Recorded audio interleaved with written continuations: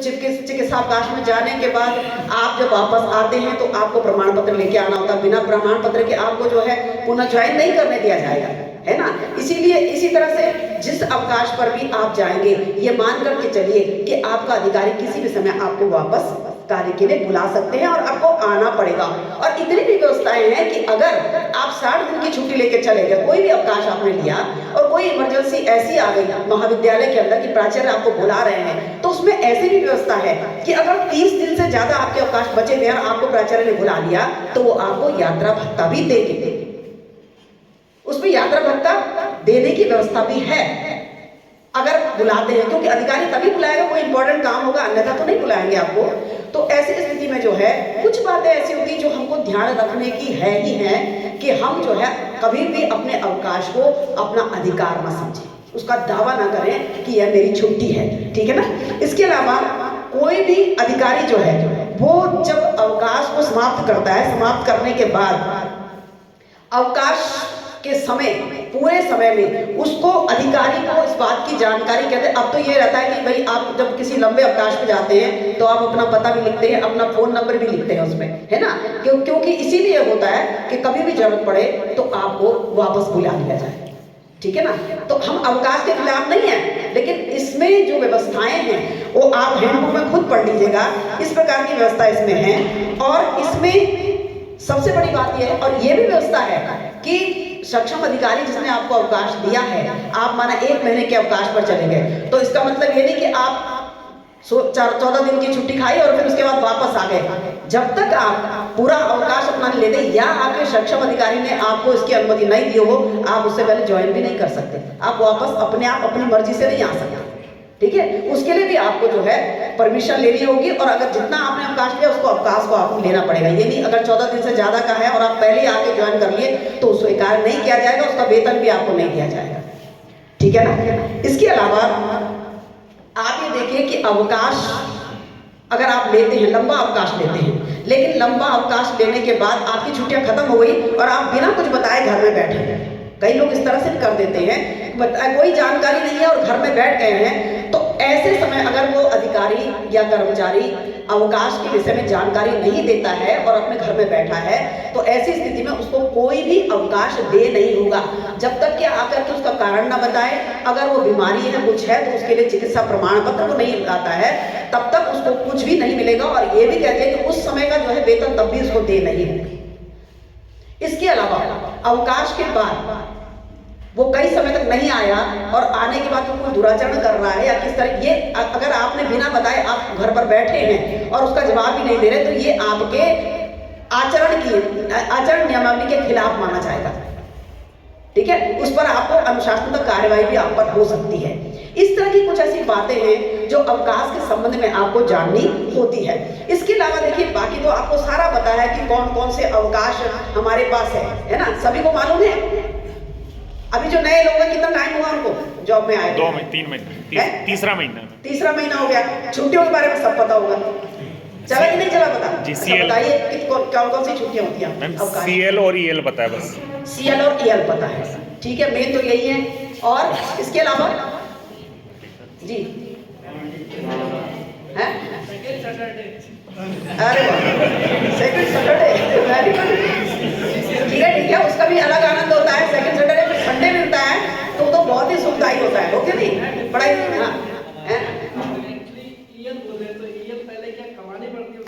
हाँ बिल्कुल कमानी पड़ती है पहले और फिर दी जाती है ना। अभी महीने भर आप पहले नौकरी करते तभी तो तनख्वाह मिलती है ना। उसी तरह से EL पहले कमानी पड़ती है, उसके बाद आपको वो मिलती है। तो इसमें कुछ महत्वपूर्ण अवकाश है, जैसे कि आपने आकस्मिक अवकाश की बात की। आकस्मिक अवकाश जो है सभी जानते हैं कि एक कैलेंडर वर्ष में 14 दिन मिलते हैं, ठीक है। और इसमें एक विशेष व्यवस्था है कि आकस्मिक अवकाश जो है वो एक समय में 10 दिन से ज्यादा नहीं मिलेगा। हाँ, कोई ऐसी विशेष परिस्थिति है और सक्षम अधिकारी इस बात को मान गए हैं कि उसको इन अवकाश की आवश्यकता है, तो विशेष परिस्थितियों में ये दिया जाता है, अन्यथा 10 से ज्यादा अवकाश एक कैलेंडर वर्ष एक बार में नहीं मिलता है। कैलेंडर वर्ष में 14 और एक समय में 10 से ज्यादा अवकाश आपको नहीं मिलेंगे। इसके अलावा जो है जैसे मैंने बताया कि विशेष परिस्थितियों में ही आपको 14 दिन का अवकाश मिल सकेगा। लेकिन इसमें यह सुविधा है कि आकस्मिक अवकाश में आप अन्य अवकाशों को भी जोड़ सकते हैं। और इसमें अन्य अवकाश मतलब आकस्मिक अवकाश में सम्मिलित नहीं होते हैं। कई बार जैसे छुट्टियां होती है ना, जिसमें और छुट्टियां अगर जैसे आपने मेडिकल लिया तो मेडिकल में अगर आप और छुट्टियां आती तो वो सब उसी में चली जाती है। लेकिन आकस्मिक अवकाश में सुविधा है कि आपका रविवार आता है या कोई गस्टेड छुट्टी बीच में आती है तो उसमें आपका सीएल उसको अलग करके आप कभी लेते हैं ना कि भाई एक मेरा इस राज्य के अवकाश हो गया, ये निर्बंधित अवकाश, ये रविवार और 2 सीएल हो गई। कभी कभी जो है 6 छुट्टियां एक हफ्ते की एक साथ हो जाती है। तो ये सुविधा हमको आकस्मिक अवकाश में मिल जाती है कि और प्रकार के अवकाश इसमें जोड़े नहीं जाते, सम्मिलित नहीं किए जाते। लेकिन आकस्मिक अवकाश भी जब आप लेते हैं तो नंबर 1 चीज कि इसमें स्वीकृति लेनी आवश्यक है। जैसे मैंने अभी आपको बताया कि आकस्मिक अवकाश अगर आप थोड़ा लंबा ले रहे हैं तो उसमें आपको स्वीकृति लेनी बताना पड़ेगा अधिकारी को। कई बार क्या होता है कि बहुत महत्वपूर्ण काम होते हैं। अब आप देखिए हमारे राज्य की सेवा में तो जो है 1 या 2 व्यक्ति हैं, क्लरिकल स्टाफ में भी बहुत कम लोग हैं। और ऐसे में क्या होती है कि पता चला एक जना छुट्टी चला गया तो कार्यालय के काम ठप पड़ जाते हैं, है ना।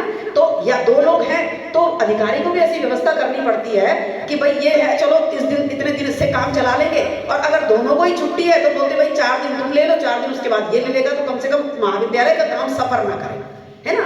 तो इसके लिए जो अगर आप बताएंगे नहीं, घर से आपने लिख दिया और सीएल ले ली 10 दिन की और दूसरा व्यक्ति ऑलरेडी पहले से ही जो है वो छुट्टी पे है, तो ऐसे में समझे कि अधिकारी के लिए, प्राचार्य के लिए बहुत मुश्किल हो जाती है।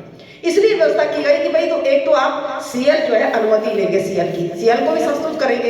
ये ऐसा प्रावधान है हमारे। अभी आप सोचेंगे कि भाई सीएल तो ऐसे ही ले लेते हैं, क्योंकि प्राचार्य जो है वो बड़ा कॉलेज है, कई लोग हैं तो वो उसको मान लेते हैं। एक बार अब कोई अधिकारी अगर नियम से काम करने लगता है तो लगता है कि भाई ये अधिकारी तो बहुत कानूनची है।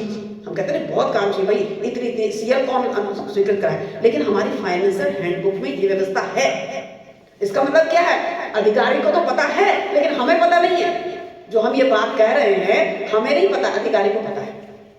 अधिकारी ने फाइनेंशियल हैंडबुक पढ़ी है, उसे मालूम है कि ये भी स्वीकृत होना जरूरी है। तो अगर कभी अधिकारी कहते हैं तो इसमें भाई आपको अवकाश लेना है तो उसमें दिक्कत क्या है, और अधिकारी अनावश्यक आपको रोकेंगे भी नहीं अगर इमरजेंसी ना हो। दूसरा, कभी आप आकस्मिक अवकाश लेते हैं तो उसकी सूचना पूर्व में देनी पड़ती है। तीसरा, आप उसमें अपना पता, लंबी छुट्टी है तो उसमें पता, अपना फोन नंबर, ये सब चीजें लिख के देंगे, ठीक है ना। और इसके अलावा जो है अगर आप अवकाश में जाते हैं तो कारण, अवकाश का क्या कारण है उस कारण को भी आप इसमें दर्शाएं।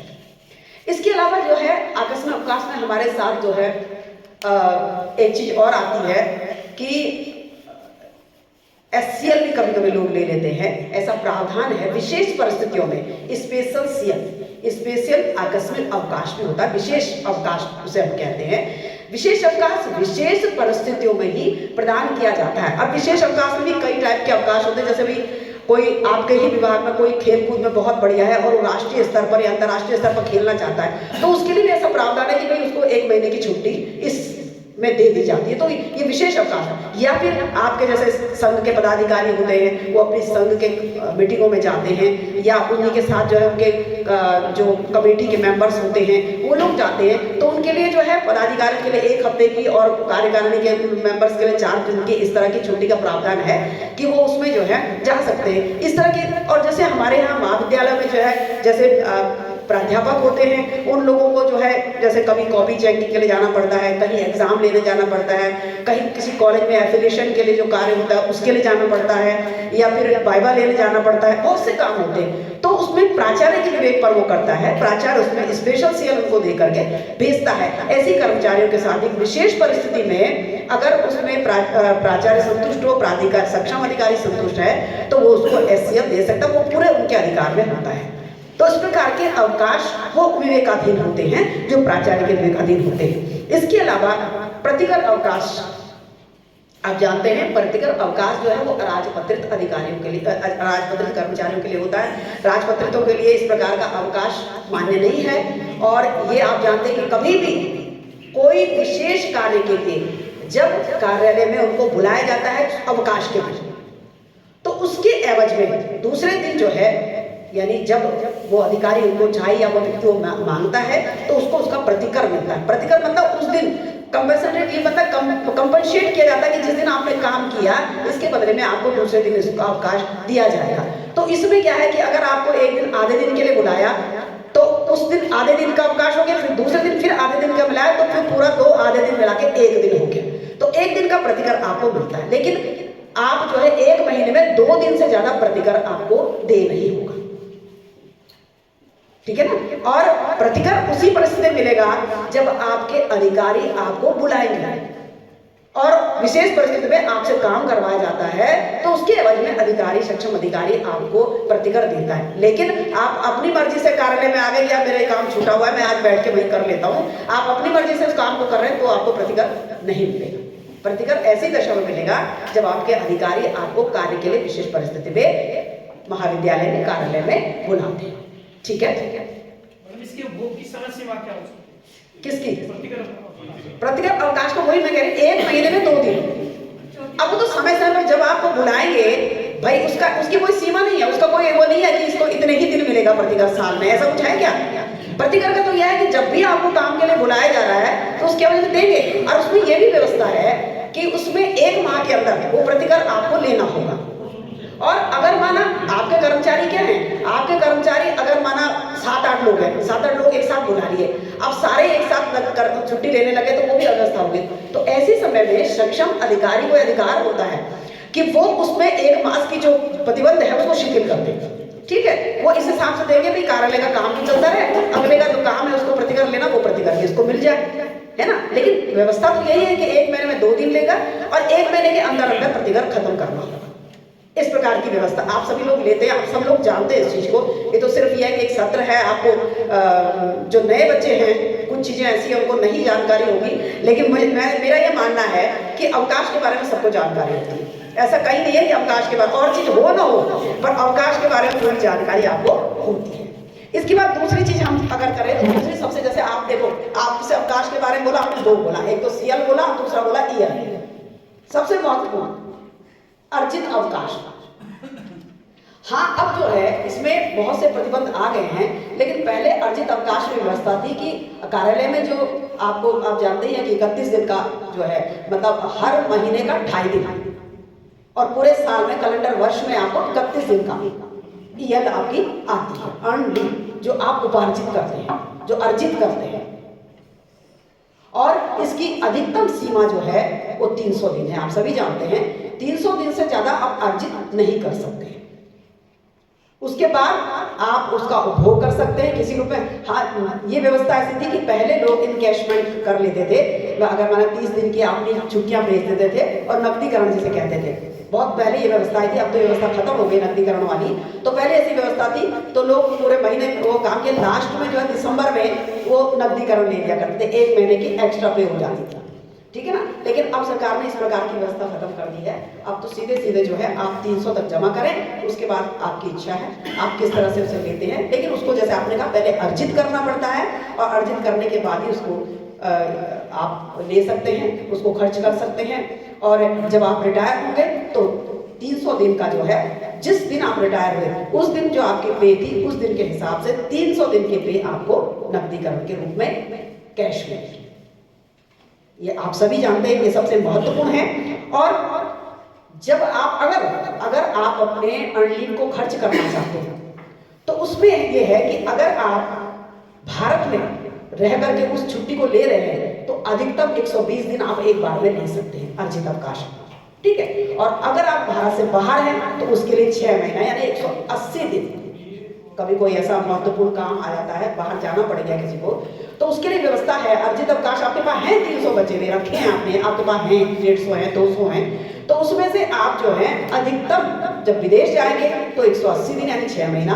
और आप अगर भारतवर्ष में हैं और आपको बहुत इंपॉर्टेंट, क्योंकि अर्जित अवकाश वो ऐसे तो कोई खर्च करेगा नहीं, बहुत ही उसकी परिस्थिति ऐसी होगी, महत्वपूर्ण काम उसका होगा तभी वो लेगा। तो ऐसी स्थिति में उसको 4 महीने का अर्जित अवकाश देय होता है, ठीक है। और इसके अलावा जो अर्जित अवकाश है, आप जो लेखा रखेंगे उसका अर्जित अवकाश का, जैसे बताना भूल गए, आकस्मिक अवकाश का भी आप लेखा रखते होंगे, है ना। उसमें कर्मचारी का नाम और लिया जाने वाला अवकाश और 214 15, 13, 12 ऐसे करके उसको उल्टी गिनती में, तो उससे हिसाब लगाने की जरूरत नहीं पड़ती। आपने खट लिखा 2 दिन का है तो उसका जो है 14 दिन और 13 दिन का खत्म हो गया, 12 दिन बचे। ठीक है, इस तरह से जो है उनको, और निर्बंधित अवकाश ऐसे 2A ले लिया है, उसको वहां चढ़ जाए। इसी तरह से अर्जित अवकाश का लेखा भी आप लोगों के पास रहता है, और जैसे जैसे उसको लेखा रहता है वैसे वो आपकी सर्विस बुक में चढ़ता है। तो सर्विस बुक में जो प्रपत्र होता है, अवकाश लेखे का प्रपत्र, आप सभी जानते हैं 11 घ में जो है उसको चढ़ाया जाता है, उसमें रखा जाता है उसको। 11 घ में अर्जित अवकाश का लेखा रहता है, और उसी तरह जितना आप लेंगे उस हिसाब से जो है वो कम होता चला जाएगा। ठीक है, और अब चूंकि नकदीकरण की व्यवस्था खत्म हो गई है तो इसमें कोई उसका लेखा ब्याज मिलना, ऐसा मिलना वैसा मिलना, वो कुछ व्यवस्था ही नहीं है, अब तो सब सीधा सीधा हो गया है। इसके अलावा एक व्यवस्था और भी है कि निजी कार्य के लिए अगर कोई कभी आवश्यकता होती है तो ऐसी व्यवस्था है। और ये सारे अवकाश, पहले क्या होते थे, कुछ अवकाश ऐसे थे जो सिर्फ स्थायी लोगों को मिलते थे और अस्थायी को नहीं मिलते थे। लेकिन अब आप देख रहे होंगे कॉलेजों में हर तरह के लोग हैं, कॉन्ट्रैक्ट वाले भी हैं, नितांत अस्थायी भी हैं, और उपनद से भी हैं, कई तरह के हैं। तो इसमें स्थायी और अस्थायी दोनों लोगों के लिए अवकाश की सुविधाएं हैं। अस्थायी के लिए थोड़ी कम है, स्थायी के लिए ज्यादा, लेकिन है।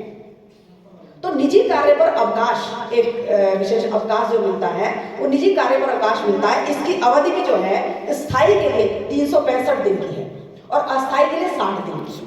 और वो अस्थायी जो कम से कम 3 साल निरंतर उसने काम कर लिया हो तब उसको 60 दिन का मिलेगा, और वो 60 दिन उसकी जमा में से कम होगा, और बाद अर्जित अवकाश की तरफ, और बाद में जब वो और कमाएगा तब उसमें ऐड होता चला जाएगा, वो 60 वाले, और 60 से ज्यादा जो है उसको नहीं मिलता है। और पूरे अगर वो लंबी नौकरी करता है तब उसके लिए 120 दिन का प्रावधान है।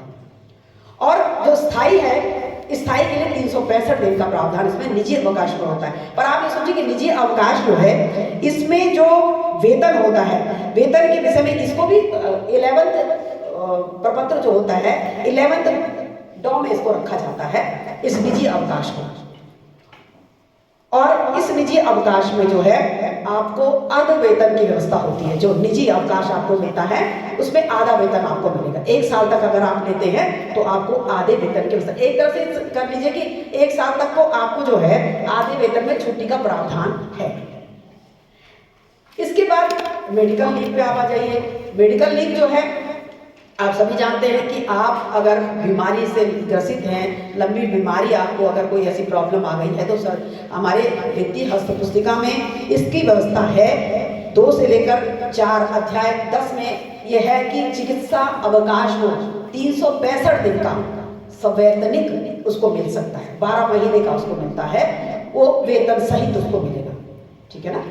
और इसके अलावा अगर उसके बाद भी उसको बहुत ज़्यादा प्रॉब्लम है और मेडिकल सक्षम अधिकारी ने ये पता लिख के दे दिया है कि इसको आगे भी रेस्ट की आवश्यकता है, तो स्थायी अधिकारियों के लिए या कर्मचारियों के लिए 6 महीने का और अतिरिक्त जो है उसमें अवकाश की व्यवस्था है। लेकिन उन 6 महीनों में उसको आधा अवकाश मिलेगा, वो वेतन मिलेगा, जो 6 महीने और आगे हैं उसको मिलेगा। इसके अलावा जो 3 साल तक रेगुलर काम करने वाले अस्थायी कर्मचारी भी हैं उनके लिए भी अवकाश की व्यवस्था है। उनके लिए भी 1 साल का मेडिकल है, लेकिन जो एक्स्ट्रा 6 महीने वाले हैं वो उसको फिर नहीं मिलता है।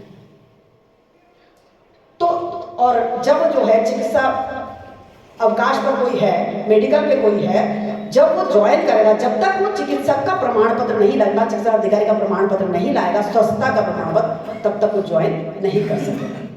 ठीक है, ये बातें आप सभी जानते हैं, इसमें कोई बताने की जरूरत नहीं है। और अपने अपने लेवल का, जैसे कौ राजपत्रित अधिकारी है तो उसको उस लेवल के अधिकारी, चिकित्सा अधिकारी के उसकी आवश्यकता होती है प्रमाण पत्र की। जो ख श्रेणी का है, फिर गौ और गौ श्रेणी का है, उनको उसी तरह से जो है अधिकारी के, सक्षम अधिकारी के प्रमाण पत्र की, चिकित्सा प्रमाण पत्र की आवश्यकता होती है। जब वो स्वस्थता का प्रमाण पत्र ले आता है तो उसकी पुनः जो है वो अपने पद पर कार्यभार ग्रहण कर लेता है। ठीक है, इसके बाद एक और अवकाश जो आपका है वो है दीर्घकालीन अवकाश। ठीक है, जिसको हम असाधारण अवकाश की श्रेणी में भी लाते हैं। ये असाधारण अवकाश जो है वो एक ऐसी व्यवस्था है कि कई लोगों को कई बार क्या होता है, नौकरी के दौरान ही कुछ इस तरह की व्यवस्थाएं होती हैं कि वो कुछ उसको अवकाश की आवश्यकता होती है, तो वो अवकाश ले सकता है। और स्थायी कर्मचारी के लिए इस प्रकार के अवकाश की व्यवस्था है लगातार 5 वर्ष तक। लेकिन इन 5 वर्षों में उसे किसी प्रकार का कोई वेतन नहीं मिलेगा, जिसे हम कहेंगे विदाउट पे लीव। ठीक है ना, विदाउट पे लीव हो गई, वो 5 साल तक की छुट्टी ले सकता है, लेकिन उसको उसके लिए कोई सिर्फ उसकी सर्विस चलती रहती है, लेकिन अवकाश में उसको किसी प्रकार का कोई दे नहीं होगा, कोई वेतन नहीं मिलेगा, किसी प्रकार की कोई वेतन वृद्धि, कोई किसी प्रकार का भत्ता, कुछ नहीं मिलेगा उसको। तो ये 5 वर्ष का जो समय है, ये स्थायी को और जो अस्थायी हैं उनके लिए भी जो है ये व्यवस्था की गई कि उनको भी ये अवकाश मिलेगा, और ये अवकाश उनको जो है निरंतर 3 वर्ष नौकरी करने पर 6 महीने का मिलता है। इसके अलावा कई बार क्या होता है कि ऐसे अवकाश में भी कभी कभी कहते हैं कि कुछ लोग ऐसे होते हैं कि जिनको कोई प्रॉब्लम हो जाती है, तो उनके लिए विशेष परिस्थितियों में जो है वो 6 महीने से बढ़ा करके जो 1 साल की अवकाश जो है इस तरह का उनको मिलता है। ठीक है, और जैसे कि कभी इस तरह के असाधारण अवकाश होता है, जैसे कि कभी कुछ किसी को ऐसी बीमारी हो जाती है जो आसानी से खत्म नहीं होती, जैसे हमेशा चलने वाली बीमारी, ये सब प्रॉब्लम पैदा हो जाती हैं, जैसे कुष्ठ रोग हो गया, क्षय रोग हो गया, इस तरह का, तो लंबे चलती है, तो ऐसे में उनके लिए है कि उसको 24 महीने का मिलेगा। और लेकिन उसके बाद जो है अगर और ज़्यादा उसको जरूरत है तो उसके लिए कुछ समय और बढ़ा दिया जाता है, माने उसके लिए 6 महीने का और व्यवस्था है। लेकिन टोटल जो है जो अस्थायी व्यक्ति है उसको ये जो अवकाश है वो 36 महीने से ज़्यादा नहीं मिलता है। ठीक है ना, और स्थायी के लिए जो व्यवस्था है वो 5 साल तक असाधारण अवकाश है, उसमें उसको कोई वेतन नहीं दिया जाएगा। ठीक, इसके बाद अब आप आइए, एक अवकाश और भी है। हाँ जी,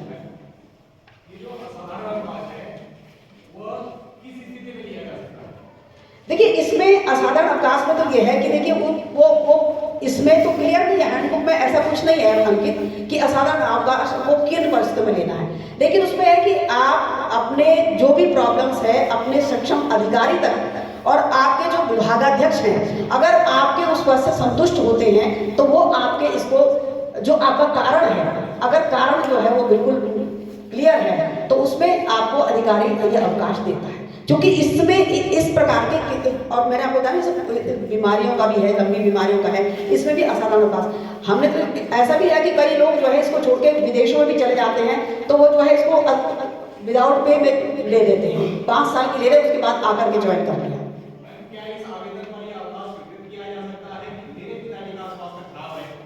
पिताजी का नहीं, या व्यक्तिगत रूप से ये आपके लिए है असाधारण। हाँ हाँ हाँ,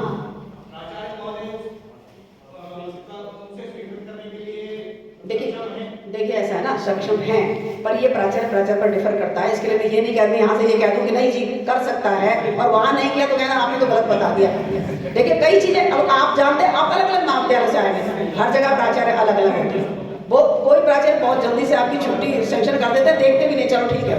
कोई कहते हैं क्यों, क्या, कैसे, कब आओगे, कब जाओगे, है ना, तो ये अपने पेड़े में, ये तो फिर कुदरत वाले। अब जो अधिकारी आपको, आपने अगर अपनी बात से उनको संतुष्ट कर दिया तो ये उनका विशेषाधिकार है, वो दे सकते, ये उनका विशेषाधिकार है अधिकारी का। ठीक है ना, मतलब आपको असाधारण अवकाश लेना है। हाँ। देखिए ये तो देखिए व्यवस्थाएं हैं कि देखो इंसान व्यक्ति है, उसको कभी भी कुछ भी किसी समय जरूरत पड़ सकती है। इसका मतलब ये नहीं कि जो मैं अवकाश लेने ही लेने हैं, ये इसका मतलब ये नहीं है। ऐसे तो बहुत से अवकाश हैं जो उनको पता भी नहीं है, इतने अवकाश हैं। और जो लोग बड़े खड़की होते हैं वो यही सब चीजें देखते रहते हैं, जिन्हें नौकरी नहीं करनी होती वो अवकाश ही ढूंढते रहते। गलत कह रही हूँ, लेकिन जिंदगी में कुछ करना है, आगे बढ़ना है, कुछ सीखना है तो काम करना होगा। अवकाश तो हमारे लिए है ही ना, हमारी सुविधा है, हमें कोई क्योंकि हम सामाजिक प्राणी, हमारा परिवार, हमारे बच्चे हैं, हमारे बड़े बुजुर्ग हैं, तो हमें जरूरत पड़ेगी हमारे हर